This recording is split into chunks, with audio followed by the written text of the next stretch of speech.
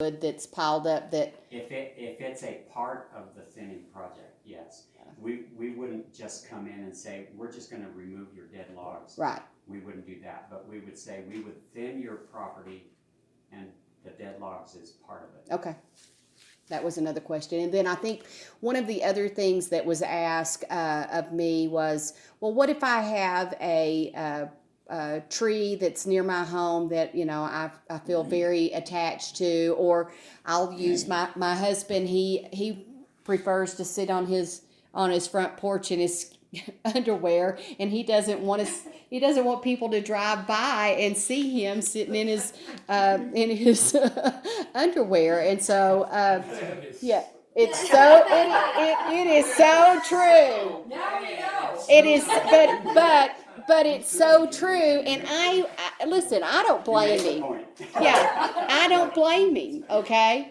And so, you know, he doesn't want to thin that portion of trees, and Frank spoke to that, and Rick also spoke to that. And I think it's important that landowners understand that, you know, they don't want to come in here and just, you know, cut down. Yeah. We're not going to clear cut it. No, our job is not to tell you what to do with your property. Our job is to try to make your house defendable. Right. And get it to where it stands the best chance possible of withstanding a fire. So if you've got a big tree next to the house and you like it, we'll leave it. And it becomes part of the house. And so and otherwise he needs to get some really sporty knickers. Some really sporty knickers on. And we'll leave it at that. So. Yeah. So I think. Yeah, exactly. We might be able to make some money up here, but you know. And as far as the screening, if you look at it from a forest health standpoint, being overcrowded is not good. If you could place those trees in the exact spot, you know, make sure that hides you, but you could still thin them, but leave them pretty full. You can still leave full. Where it leaves you a screen. Right. I mean, we're not going to tell you cut them all down. Right. Well, and I think that you know, it's important for people to hear that, you know. No, there's a lot of people that think that this whole program is nothing but clear cut. Exactly. That is not what it is. Exactly. It is just to get, hopefully, everybody to understand the necessity of having it to where it can be defendable. Right. In the worst case scenario. Mm-hmm. It can be defended. Well, I'm definitely interested in that, but I'm also interested in having a safe zone for people to, you know, to access in case something like that, something bad happens like that there's somewhere to go. You guys are in great, you know, position because you can get out, but we're the ones that are the worst off because we're the furthest back, you know. So after we had that meeting with you and Rick, I had nightmares all night long that, you know, I had my granddaughters up here and there was a fire and there was nowhere to go, you know, and I was trying to get them in that pond over there, you know, with something over our heads. And so, you know, it made me really stop and think about, you know, safety wise, where are we? Where is this canyon from a safety standpoint? And so that's very important, and we'll talk about the Ready, Set, Go real quickly because it's a whole program in itself. But Joe can tell you, if there is a fire up here, he's going to know about it within minutes because that's just what he does, and he'll put the word out. thank you. Take a look at these. Thank you. And Joe can talk to you about the 911, reverse 911 or code red that you all use. Why don't you talk about Yeah, because I'm not familiar with that at all. So if you go to the county website, lincolncountynm.gov, there are 4 messages that scroll across, I would say, the top third of it. And one of them is code red. OnSolve bought them, but it is still code red. And you can go in and register. If you have a hardline phone, in other words, a copper wire that Right. comes to your house, it will automatically pick it up. Now, if I send a code red out right now, but it's for a fire for an area in Lincoln or in Corona or somewhere, you won't get it, okay? Okay. But if it's up this canyon and you have a hardline phone, your phone will ring. That's good. And it will tell you what's going on. If you want to put, and you can't put a cell phone on it because up here, but you can also put your email on it. If you had a cell phone and you were not here though, you can get a text and a call as well on the, and you can put your cell phone on it as well. Okay. Okay. So if you're back in Texas and you're not here for some reason, you know, this time of year or whatever time of year it might be, you'll know what's going on if there's something going on in Nogal Canyon. How do you get on You go to our website, lincolncountynm.gov, and there's I think it's 4 messages that scroll kind of at the top third of the homepage, Okay. and one of them is code red. You just put your cursor on there and click, and it will take you to sign up. Okay. Good. Okay, and if you have any questions, you can certainly call me, and my phone is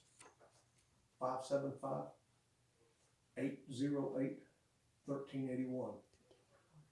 That cell phone is on always. Or just look up County Emergency Management. Right, Lincoln County Emergency Management. That said too, Must be you have a Oh, radio.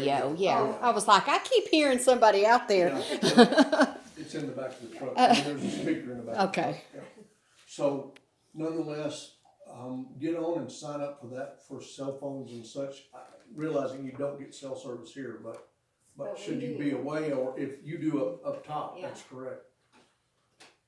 It allows me to go in, it has a map, and I can literally circle a whole area and put out a notice of, you may need to evacuate, or, or. Would you tell us if something bad like that happened? Would you tell us that it was okay to evacuate over Crest Trail? If I knew that, not necessarily over Crest, but 400, where 400 goes into to the 108. Yeah, you that's can drop over back off. back into Yes. Bonita. Right, across Okay. the crest and back into. Yeah, Bonita. yeah. Sure, Okay. sure. Because that's the kind of stuff that I've thought about. Well, what would happen if there was a fire down that way? Right, so How you could would get we a get text. out? So it could come to you by text or by phone. Yeah, But yes, or I might have a number that you would call, but chances are I will just tell you would have the where number to go. of the helicopter that was going to come evacuate me out.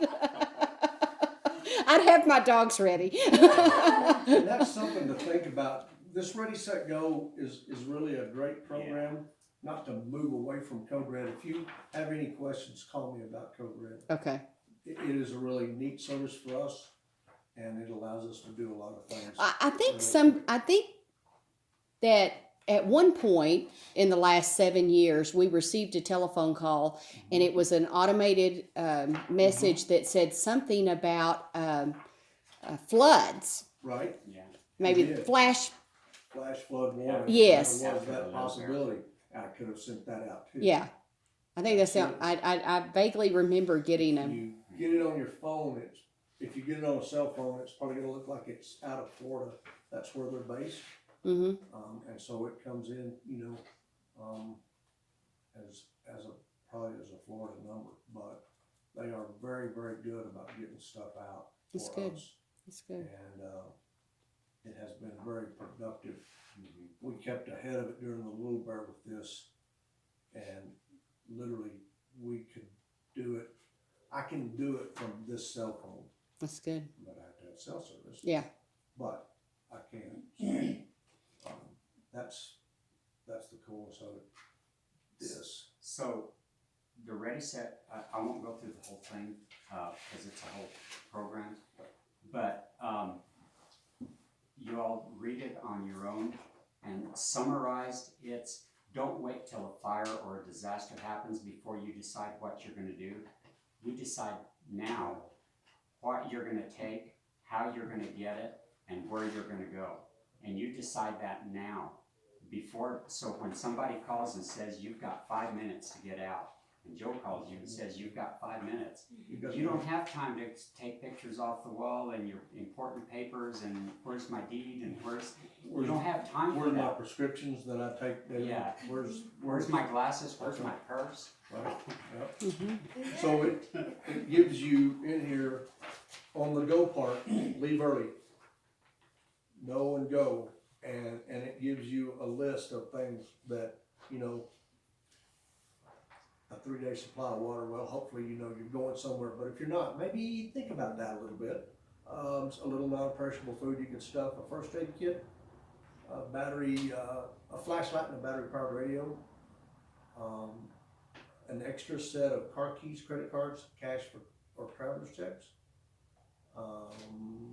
sanitation supply, extra sunglasses or contact lenses and solution maybe, important family documents.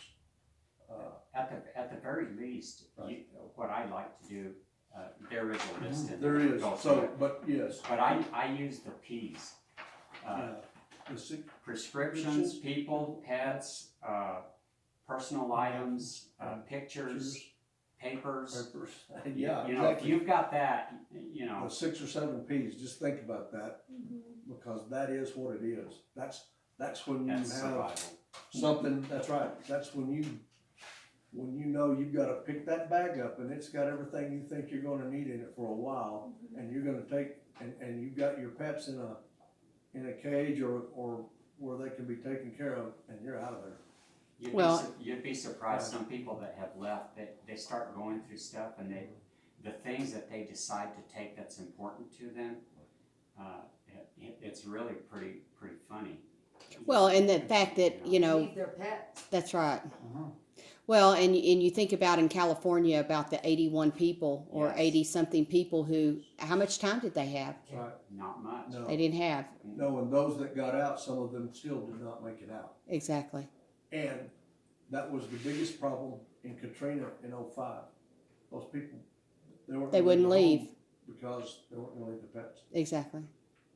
That was the very biggest problem. Is there any program for elderly that we know live near us? You know, like, I mean, that they cannot. If you know there's someone who could not perhaps Get out. get from their house to their car, you know, or something like Yeah. that, I'd like to know. That's kind of what we tried to do here. Right. We didn't identify specific people, but we said that was a need that the community needed to do, and the fire chief, there's still some work that needs to be done. Right. But him living there, he knows all the people. And if he can identify those people that are in this Right. emergency case are gonna need help, and he knows that ahead of time, it's at the top of his list. So that's- I need to go get That's so-and-so. when we know we need to call EMS too, Yeah, so that we aren't trying to fight the fire and move people. We've got EMS coming to help us move people. I know that, you know, being in healthcare, we did, you know, I did home health for many, many years, and that was part of the disaster preparedness plan that we were required to have. So if you've got people that are receiving any kinds of, you know, home health services or something like that, those people are going to be covered. It's going to be the people that aren't receiving That's right. those kinds of services, and it's going to be important for people like you that, That's what I mean. Yeah. Yeah, these two people I'm thinking of are not like that. But Yeah. one's 80 something, 88, the other one's Yeah. 70s, and those are people we need to alone, and identify. they don't. We And- already kind of keep an eye, but you know, Sure. they're and the other thing is think about that, you know, calling them or thinking about them. If you were told to evacuate, call them and say, do you know about this evacuation thing? You know, we ought to come pick you up, you know, or whatever the situation is. Right. And if I know about it, or if we can put a note on dispatch, oh, by the way, 176 and 199 and 214. Are homebound. They we cannot are leave on homebound. there alone. We have to go pick them up. Page an ambulance, page 2 ambulances, get them in there and get them out, Mm-hmm. whatever it may take. That was good. That's a good point. No, absolutely. Because that is, when you do look at California and what they went through, again, some of those people, even in vehicles, did not get out. Right. Because as firefighters, you know, our responsibility goes people first, Property. And then property. Right. Yeah. And So- then, and environment. But people, property, and then environment. So we may save somebody but lose their house. Right. You know, that's the way it goes. So we hope you have insurance and we hope that, you know, you can afford that. And that's kind of part of it, but that is the truth. People, property, and the preservation of, again, the P's. The preservation of the environment. So I want a home assessment. Okay. I'll be the first person to say that. I can either do it. I've got some papers here. If anybody wants to take them, and you can hand them out, and everybody can do their own. Oh, okay. Yeah. Rick and I are both available to come and do that. But you have a checklist for us. Okay. Well, then I can do my own. Well, and then they can come back and look. I mean, then you can, Right, and then you can come in and you can say, come back okay, and you've say, got well, it. you know, we like this, but what about this? Yeah. Or, you know. And there may be some things you don't know about, like, Absolutely. is your driveway big enough for a Oh yeah, I'm not going to know classic that. tender, or you know, People seem to, you know, a lot of the roads to these houses, I know there's a place right down here, right back down the canyon that's up on the side of this wall, and I'm not sure we could get much to it. I mean, we could get a brush truck up there, I think, but because of the turns and the switchbacks, I'm not sure we could get a Class A engine to it. right. Is there really anything, you know, like on a place like mine that's got wood, bacon board siding? I mean, probably the worst thing to build one out of. Is there really? The things that if you have it defensible, if we can get a truck to it, and they make, I mean, we have foam on the truck, we could foam it, does that say you're safe? No, but would it help? Certainly. But being able to get in there to it, Steve, that's the biggest thing I can think of. And the other thing that you have to think about from a firefighter standpoint is, you were talking about there were some firefighters here during the Little Bear. and probably because you've got that open space, it's a good place. If it was real enclosed, they wouldn't be there. Because a firefighter's not going to go and put themselves in danger just for the sake of we're hanging out. If they can't, They're if just not they're going to not do safe and their truck's not safe, they're not gonna be. They're not any good to anybody if Right. they're not safe. That's right. So, So it's things to think about, I guess, if you will, for sure. But one step, Buzz Aldrin said this 50 years ago. yeah. One giant step for mankind, one small step for me. But one small step can mean a great leap for everybody. Right. And that's what it takes, just to start somewhere. I think I mentioned it to Stephanie when we were here last time about Moon Mountain in Ruidoso. That was a perfect example. It's Thank been you. Yes, sir. 20-year project. 600 plus village land is probably about 900 acres that sits right in the middle of Ruidoso. We started that like 20 years ago. 100 acres here, 20 acres here, and 15 acres there. yeah, 150 acres. yeah. So eventually, 3 years ago, we had a fire on Moon Mountain. If we had not done that work up there and started someplace, we couldn't do the whole mountain. That's just too big a project. But a few acres at a time. Well, that fire, it burned real hot right at first. It caught an area that we had thinned, dropped down to the ground. Firefighters got to it. We literally backburned it done. all, and you know, when you're standing in the bright light of a fire at 9 o'clock at night, and at 10:30, it's like somebody shut the lights off. I mean, it was black. There was very little fire left at all because we backburned it back to the original, the fire, and it was all nothing but good burn, good grass. It just burnt the grass off, and that was it. It's right there behind the high school, and you look at that area today, you couldn't even tell there was a fire there. It's beautiful, as a matter of fact. You can see the forest, and you can see the trees, but that's what did it, was that right there.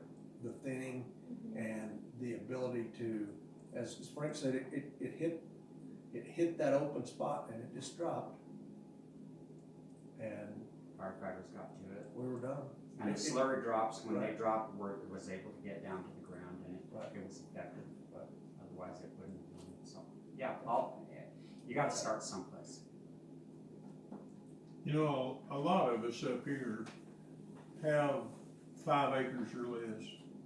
My house in particular sits right up against the Forest Service. Boundary. If the National Forest Service isn't gonna do anything on their part, I mean, I've got large trees right up against my house on the Forest Service, and I'd be more excited about this project, and I am excited about it, but I'd be more excited if I knew the Forest Service was gonna do something on their part, the federal Forest Service. Yes, sir. Was gonna So- do something on their part to help it. I think that, that thought is too, though, as Frank was talking about, if we do stuff here, then it will be easier to invite the Forest Service to do stuff there. The Forest Service is kind of changing a little bit. They have some guidelines that are real tough for them, not to throw them under the bus, but because they have some problems that anytime they cut a tree, they have to have an environmental study to do it, and that's by federal law. So it's not their fault. They would love to do that, but they can't without doing the studies, which is expensive, it's costly, and why do it right behind your house when they've got 1.5 million acres over here that really needs it? That kind of thing. But there is some talk about them being able to do, what do they call it? Exclusion, I forget the terminology, but where they can take a little piece like that and say, we're gonna bypass the environmental study on that little piece because there's a need for it. So that talk is already going on and hopefully being implemented here pretty quick. Of course, like I say, it's a federal law, so they have to work around that and get clearances for that. Categorical exclusion, that's what I'm I Categorical. think Trump told California that it was their own fault, that, all those people died because they wouldn't take care of their forest. We're gonna have to go. Thank you so much. Sure. And I will keep you. Any information, maybe on that assessment, I'd like to sign up for that.